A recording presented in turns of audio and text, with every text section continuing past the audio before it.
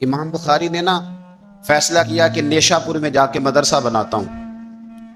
امام مسلم آپ کے شاگرد ہیں جنہوں نے مسلم شریف لکھی ہے، فرماتے ہیں جب نیشاپور امام بخاری آئے تو اتنا بڑا استقبال ہوا کہ میں نے اتنا بڑا استقبال دیکھا نہیں کبھی۔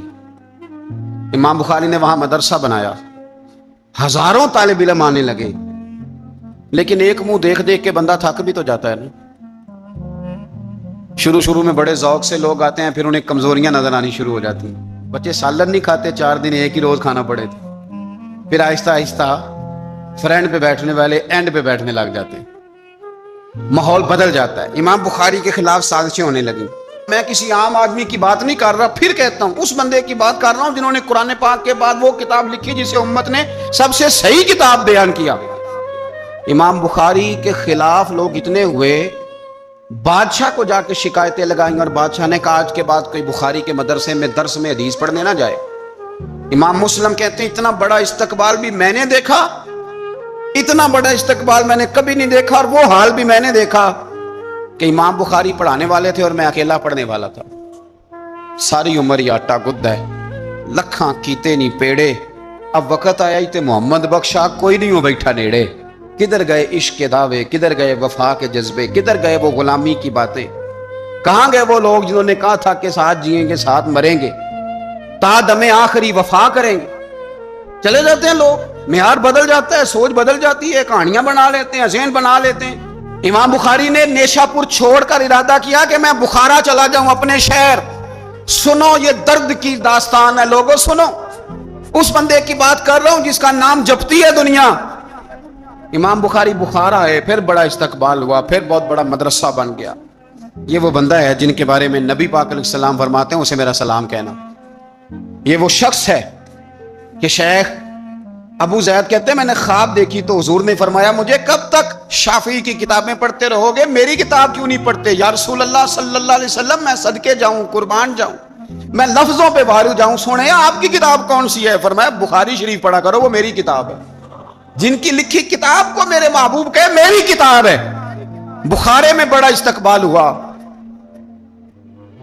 لیکن پھر بخارے کے سربراہ نے کہا، سردار نے کہا، خالد بن زہلی جو امیر تھا بخارے کا، امام بخاری کا تو خیال تھا میں اپنے شہر آ گیا ہوں، اس نے کہا جی میرے بچے کو گھر آ کے پڑھایا کریں۔ آپ فرمانے لگے یہ نبی پاک کی حدیثیں میں نے رسوا نہیں کر سکتا، جہاں سارے لوگ بیٹھتے ہیں تیرا بچہ بھی وہاں بیٹھے۔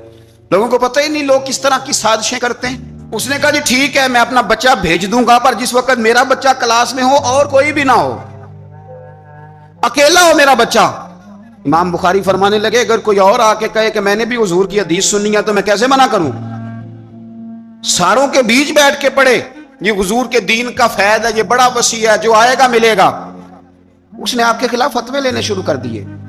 ہاں جانے کب مار دے کوئی مجھے کافر کر کے، شہر کا شہر مسلمان بنا بیٹھا ہے۔ فتوے لینے شروع کر دیے، امام بخاری کے خلاف سازش ہوئی، حکم ہوا کہ بخاری تو بخارا چھوڑ جا، یعنی اپنے وطن سے نکل جا۔ اپنے وطن میں بے وطن ہو گئے امام بخاری، نیشاپور والوں نے نکالا تو بخارا ہے۔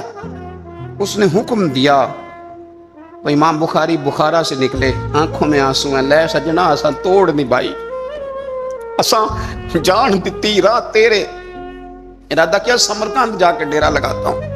حضور کی حدیثیں تو پڑھنی سننی ہے نا یارو، بڑی تکلیف میں آ جاتے ہیں کئی دفعہ دیندار لوگ، بڑی اپنے بھی کئی دفعہ اپنے بھی شکایت کر دیتے ہیں، اپنے بھی پیچھے پیچھے ہونے لگتے ہیں۔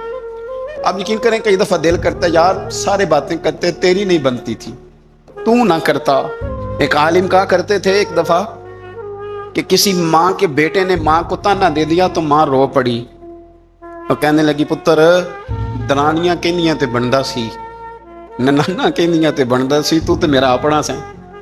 اور یہ اپنے کئی دفعہ اس طرح کی بات کرتے ہیں کہ وہ کانوں سے ٹکرا کے نہیں گزرتی، وہ تیزاب کی طرح رک جاتی ہے، چھلنی ہو جاتا ہے وجود۔ یہ اس نے کہا ہے، اس نے، میرے اپنے نے۔ امام بخاری بخارا سے روتے ہوئے نکلے، سمرقند جاتا ہوں۔ پتہ چلا کہ سمرقند جانے سے پہلے ہی کچھ لوگ کہہ رہے ہیں جی دیکھو ان کے اپنوں نے نہیں رکھا، پتہ نہیں کیا حال ہے۔ امام بخاری رستے میں ایک چھوٹی سی بستی تھی خرتنگ، وہاں رک گئے۔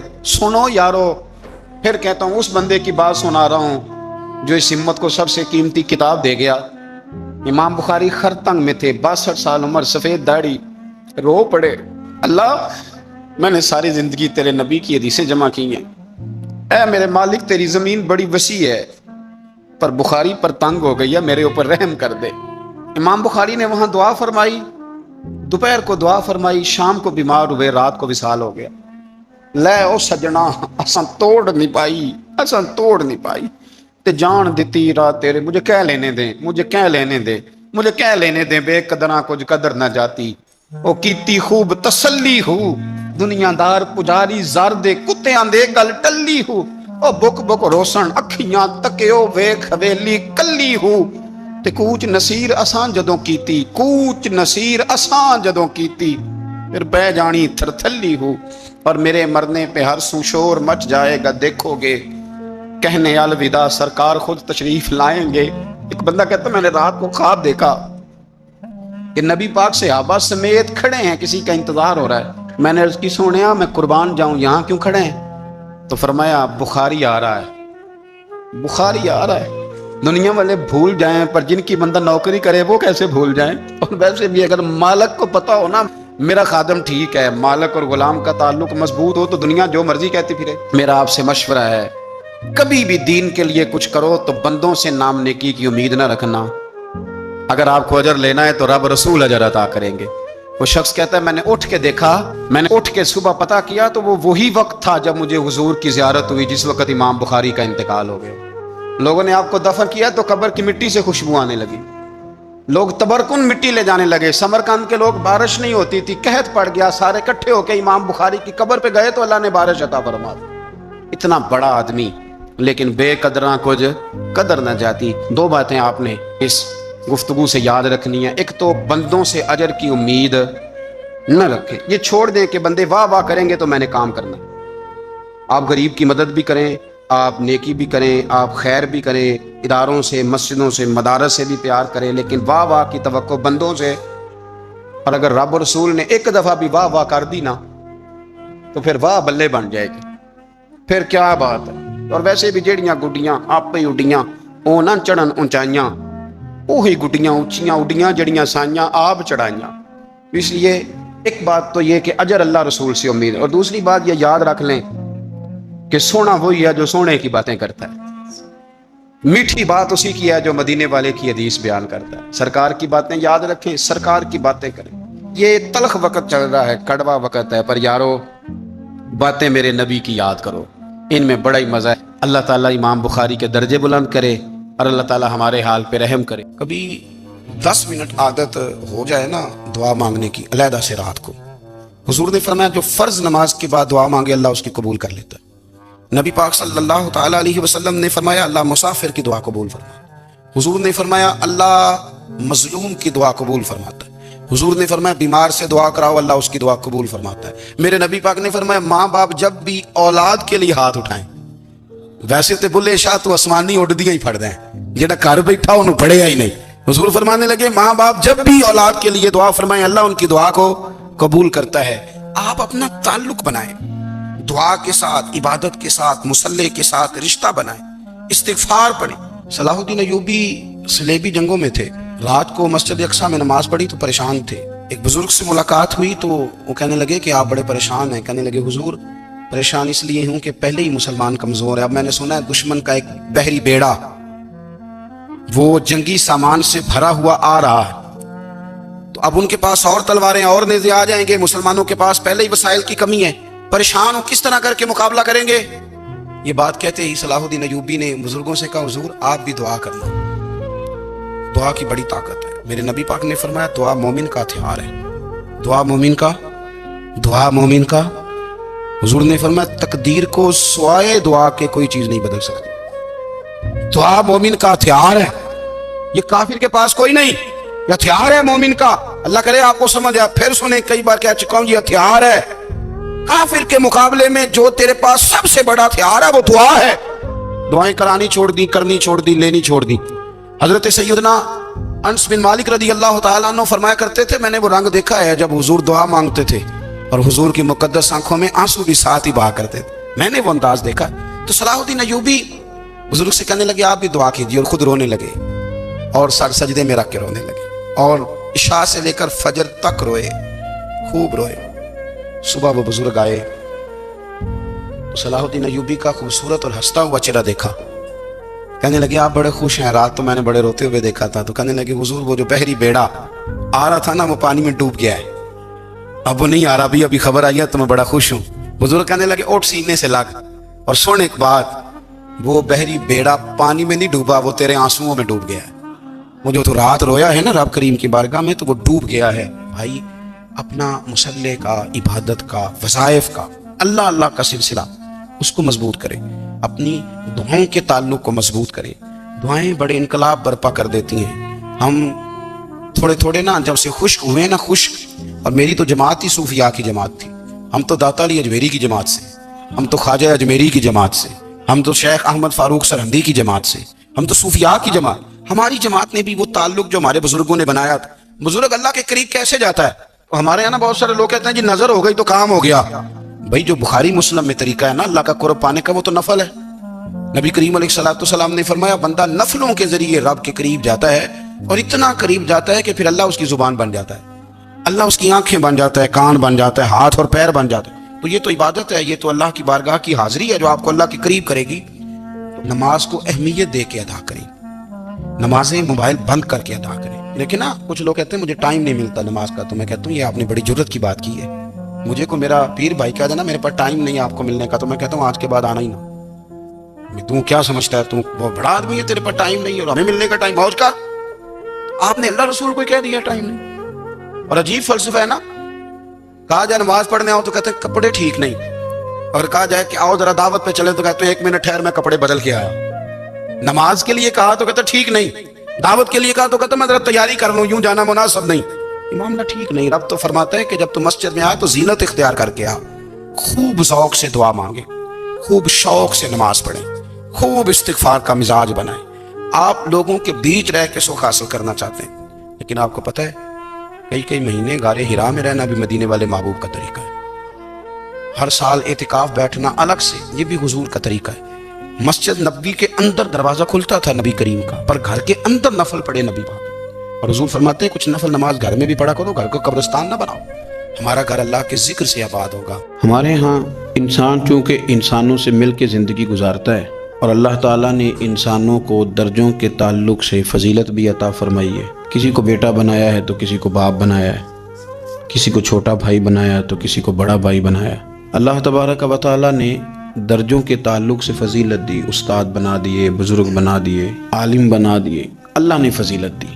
ایک فضیلت وہ ہے جو اللہ نے دی، اور کچھ خیال لوگوں کا اپنا ہے کہ مجھے فضیلت ملنی چاہیے، میرا اعزاز ہونا چاہیے۔ اس میں پھر یہ ہوتا ہے کہ ایک تو انسان اس ارادے کی بنیاد پر کمزور ہو جاتا ہے، ایسی حرکات بھی کر جاتا ہے جس پر اس کا دل اور اس کا ضمیر اسے ملامت کرتا ہے، لیکن اسے شہرت چاہیے ہوتی ہے، وہ بھاگتا پھرتا ہے۔ کئی دفعہ یوں بھی ہوتا ہے کہ مقصود چونکہ شہرت ہوتی ہے، مقصود چونکہ دنیا داری ہوتی ہے، تو پھر دوسروں کو تکلیف دیتا ہے، وہ زبردستی عزت مانگنا، لوگوں کو تکلیف میں مبتلا کرنا اور خیال کرنا۔ مطلب دو قسم کے داماد ہوتے ہیں، ایک داماد وہ ہوتا ہے جس کے بارے میں پتہ ہوتا ہے کہ پھڈا بہت زیادہ ڈالتا ہے، چائے بھی لیٹ ملے تو شور کرتا ہے، تب وہ سسر جو ہے وہ اپنے بچوں کو اگر کسی موقع پر اس صاحب نے آنا ہو تو بٹھا کر کے پہلے کہہ دیتے ہیں کہ مہربانی کرنا اس شریر کا ذرا خیال رکھنا، 2 دن گزر جائیں بیاہ کے یا کسی اور تقریب کے تو ذرا سکون رہے گا، اس کا خیال رکھنا۔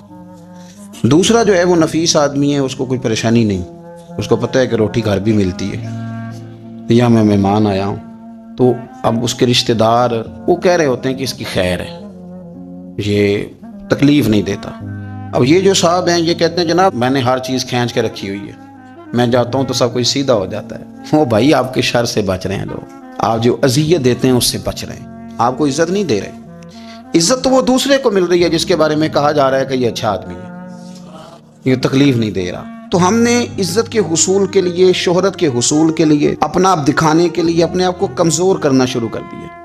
بہت ساری جگہوں پر یوں محسوس ہوتا ہے کہ یہ آدمی شاید منت کرے گا اور شاید یہ ہاتھ باندھے گا کہ مہربانی کرو میرا بھی نام لے لو کسی طریقے سے، اور بڑے بڑے لوگوں کو یہ بیماری لگ جاتی ہے۔ اللہ تعالیٰ نے مالی طور پر، علمی طور پر قوت بخشی ہوئی ہے، اعزاز دیا ہے، لیکن وہ اس خوف کا شکار ہیں کہ میری عزت نہیں ہے، کچھ چار بندے میرا نام لے لیتے نا۔ ایک حدیث پاک ہے، اس کو یاد رکھیں، نبی کریم علیہ وآلہ وسلم نے ارشاد فرمایا کہ جو بندہ دنیا میں شہرت کا لباس پہنے گا، اللہ تعالیٰ اسے ذلت کا لباس پہنا دے گا۔ یہ بخاری مسلم کی حدیث ہے۔ کیا مطلب ہے اس کا؟ کہ وہ جس رستے پہ چل رہا ہے نا کہ میں یہ کام بھی کروں تاکہ میرا نام ہو جائے، یہ کام بھی کروں میرا نام ہو جائے، فلانا بھی کروں تو میرا نام ہو جائے، چونکہ مقصود نام ہے، اس نے لباس پہن لیا ہے شہرت کا، ارادہ کر لیا ہے شہرت کا۔ مانا یہ کہ اس نے اپنے اوپر طاری کر لی ہے، جس طرح لباس پورے وجود پہ ڈھانپ لیتا ہے، اس طرح اس نے شہرت ہی شہرت اپنے اوپر طاری کر لی ہے، تو پھر رب اسے رسوا کر دے گا۔ دیکھیں، میں آج جو بات خاص کر کے عرض کرنا چاہ رہا ہوں، میں یہ سمجھتا ہوں کہ اس میں زیادہ دینداروں کو ضرورت ہوتی ہے بچنے کی۔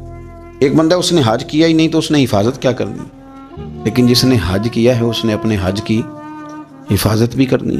ایک صاحب یہ ہیں کہ جنہوں نے دین کا نام لیا ہی نہیں، اور ایک وہ صاحب ہیں جنہوں نے یہ کہا ہے کہ میں باشرہ ہوں، میں امامے والا ہوں، میں داڑھی والا ہوں، میں کرتے والا ہوں، میں فلاں صاحب ہوں۔ تو آپ بجائے اس کے کہ بغیر داڑھی والے پر طنز کر رہے ہیں، آپ نے اپنے آپ کو محفوظ کرنا ہے، ان چیزوں کی آپ نے حفاظت کرنی۔ دیندار لوگوں کی تو اب ساری چیزیں اس طرح ہائی لائٹ ہونے لگی ہیں، دکھاوا ہونے لگا، یعنی دعا مانگ رہے ہیں تو فوٹو الگ ہے، نماز پڑھ رہے ہیں تو فوٹو الگ ہے، یعنی آنسو کسی شخص کے آ گئے، کسی شیخ کے، کسی پیر صاحب کے، تو وہ آنسوؤں پر فوکس کر کے لوگوں نے اس کو بھی بیچا میڈیا پہ، فلانا آدمی رو پڑا، فلانے آدمی نے رلا دیا۔ یہ تو اللہ کے ساتھ رشتہ ہے بندے کا، اب اس کو بھی فار سیل کریں گے، اس کو بھی۔ حضرت عمر فاروق رضی اللہ تعالیٰ عنہ مسجد میں تشریف لائے تو ایک صاحب بیٹھ کر بڑے زور سے رو رہے تھے، لوگوں کے بیچ اللہ کو منا رہے تھے، درد کی بات کر رہے تھے، سوز کی بات کر رہے تھے، اللہ معاف کر دے، اور تڑپ رہے تھے، اور مجمع بڑا تھا اور ہر آدمی پلٹ پلٹ کے انہی کی جانب دیکھتا تھا۔ تو سیدنا فاروق اعظم رضی اللہ تعالیٰ عنہ نے آج جلال نہیں فرمایا، آج پیار فرمایا۔ اس کے قریب گئے، جب وہ فارغ ہو گیا اس کو تھپکی دی، فرمانے لگے یہ جو تم نے لوگوں کے بیچ بیٹھ کے کیا ہے نا، اور تیری داڑھی آنسوؤں سے بھر گئی ہے، یہ 2 قطرے آنسوؤں کے تو اکیلے میں بیٹھ کے بہا دیتا تو رب تیرے اوپر خاص رحمت کا نزول فرما دے۔ کو ضروری ہے کہ یہاں جو ہے تو نے بتانا ہے کہ میں بڑا مطلب عاشق رسول ہوں اور میں نے جناب بڑے آنسو بہائے ہیں ناز شریف پہ، آ جائے رونا تو آ گیا، کنٹرول نہیں ہے، وہ تو آ گیا۔ اور اب تو باقاعدہ پریکٹس کی جاتی ہے کہ پڑھنے والے نے بھی رونا ہے اور سننے والے نے بھی رونا ہے۔ نہ کریں یہ کام۔ اگر آپ کا مزاج دکھاوے کا بن جائے گا، آپ کی طبیعت دکھاوے کی بن جائے گی، ذہن دکھاوے کا بن جائے گا، پھر آپ تنگ ہوں گے۔